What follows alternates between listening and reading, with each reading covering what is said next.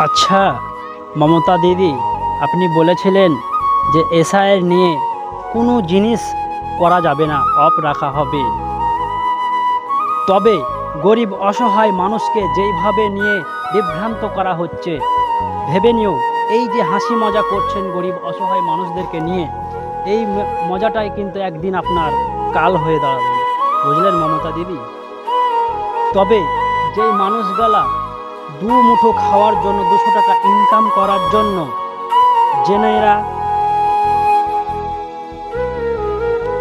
200 টাকা ইনকাম করার জন্য তেনারা পাট না খেটতে, যে এই এনআরসির ব্যাপারে পেপার, এই কাগজ নিয়ে ছুটাছুটি করতে করতে তাদের রুজি রোজগার বন্ধ রেখে নিজেকে বাঁচার জন্য কাগজ নিয়ে আজকে ছোটাছুটি করতে হচ্ছে। বুঝলেন? তো করা হচ্ছে।